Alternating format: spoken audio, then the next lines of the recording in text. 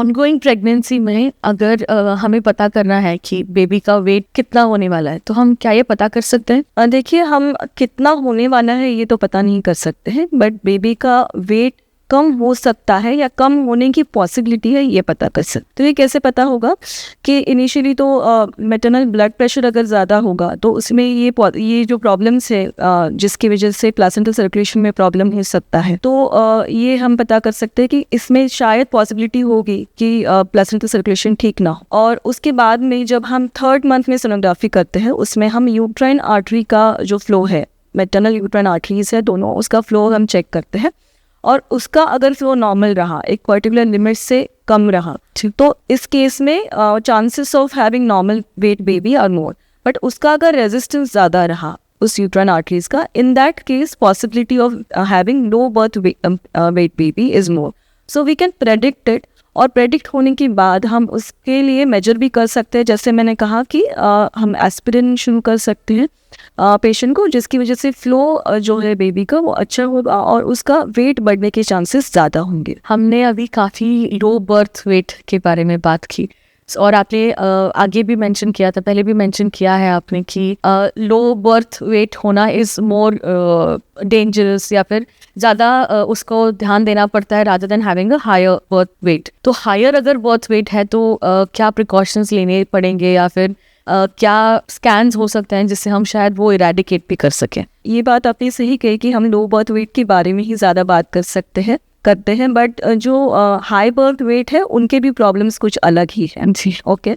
सो जैसे मैंने कहा, हाई बर्थ वेट होने के जो कॉजेस है वो मेनली क्या होते हैं, तो मेन कॉजेस है जेनेटिक कंपोजिशन ही है, जो पेरेंट्स का है उसकी वजह से भी हाई बर्थ वेट हो सकता है, then that is okay. But अगर मैटरनल डायबिटीज हुआ और मैटरनल डायबिटीज की वजह से बेबी का वेट हाई रहा, तो इन दैट केस जो है वो थोड़े से प्रॉब्लम्स बेबी को हो सकते हैं। ओके, तो इसमें हम क्या कर सकते हैं, क्योंकि ऐसे बोलते हैं कि वेट ज़्यादा होना ये अच्छी बात है, बट वेट ज़्यादा एक हद से ज़्यादा होना ये अच्छी बात नहीं है।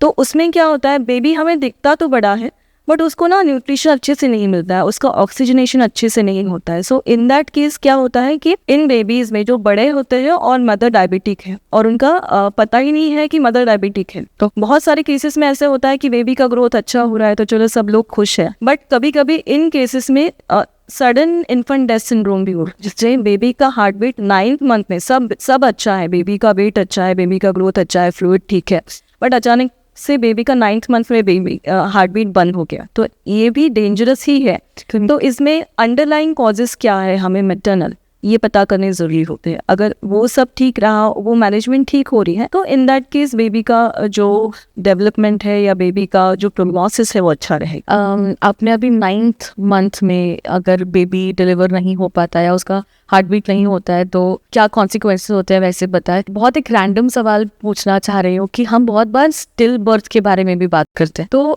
जब सब कुछ ठीक चल रहा है, 9th मंथ तक डिलीवरी का टाइम आ गया and suddenly you deliver the baby and आपको पता चलता है कि it was a still birth, तो क्या ये ग्रोथ पैरामीटर्स हम मेजर नहीं कर पाते हैं, या क्या एबनॉर्मलिटीज हो पाती हैं जिसकी वजह से it concludes into a still birth? देखिए, ये जो स्टिल बर्थ है ये कभी भी ऐसे नहीं होता है कि अचानक से स्टिल बर्थ हो गया, ऐसे नहीं होता है। ओके, कुछ इंडिकेटर्स होते हैं जो हमें देखने होते हैं और बहुत बार वो ओवरलुक हो जाते हैं। So there comes scans into picture again, not just scan but also about the monitoring by mother herself. अच्छा, okay. So mother has to monitor the movements of the baby. Right. If she is not monitoring the movements properly, और कभी कभी ऐसे होता है, हमारे पास ऐसे भी पेशेंट्स आते हैं जो 2-3 दिन से मूवमेंट बहुत कम है बट फिर भी दिखाने नहीं आते। जी, कोई बोल देता है कि क्या इतना कुछ प्रॉब्लम नहीं है, थोड़ा सा सो गया होगा बेबी, नहीं हिला होगा, है ना। बहुत बार आजू बाजू के हमारे या फिर एल्डर्स होते हैं, फ्रेंड के, मेरा बेबी भी ऐसे सोता था कभी कभी, है ना। ये सारी चीजें, बट हमें किस चीज को इम्पोर्टेंस देना ये हमें पता नहीं चलता। तो जब भी ऐसे हो कि हर प्रेगनेंसी में हर मदर को इन चीज़ों के बारे में बहुत विजिलेंट होना ज़रूरी है। जैसे बेबी का जो मूवमेंट है वो कैसे है, बेबी का मूवमेंट कभी भी अगर कम हुआ, जो उसका रूटीन फ्रीक्वेंसी है बेबी का मूवमेंट का, वो अगर कम होना शुरू हुआ तो मदर ने इमीडिएटली डॉक्टर को रिपोर्ट करना है। जी, ओके और उसके बाद में जब ऐसे होता है कि बेबी का मूवमेंट कम होता है और पेशेंट तुरंत आ जाए, बिल्कुल है ना, तो उनके आने के बाद हमें मोस्ट ऑफ द केसेस में अगर वो लास्ट ट्राइमेस्टर में है कुछ ना कुछ प्रॉब्लम नजर आता है। So in that case we can decide how to monitor this pregnancy. अगर बाकी सारी चीज़ें नॉर्मल रही, डॉपलर नॉर्मल रहा, NST मतलब नॉन स्ट्रेस टेस्ट अगर नॉर्मल रही, सो इन दैट केस हम देख सकते हैं कि अभी 1-2 दिन के बाद वापस से मॉनिटर करें। ओके और अगर उसमें कोई प्रॉब्लम रहा तो अकॉर्डिंगली हम डिसीजन ले सकते हैं कि हमें इस बेबी को डिलीवर करना चाहिए, क्योंकि 9th मंथ में कैसे है कि बेबी का ऑलरेडी ग्रोथ हो गया, बिल्कुल बेबी का वेट अच्छा है।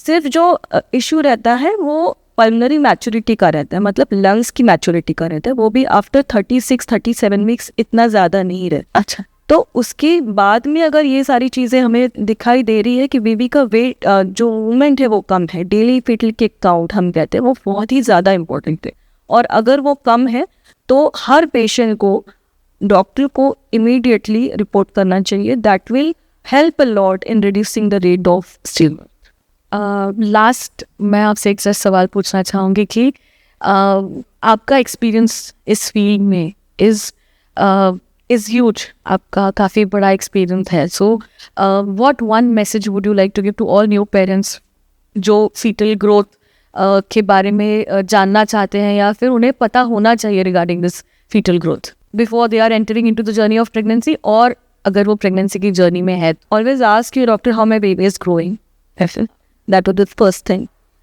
सी द परसेंटाइल्स कि सब ठीक है क्या।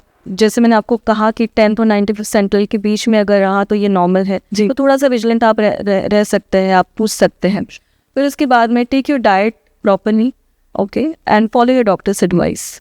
Thank you so much doctor Shweta. Thank you so much.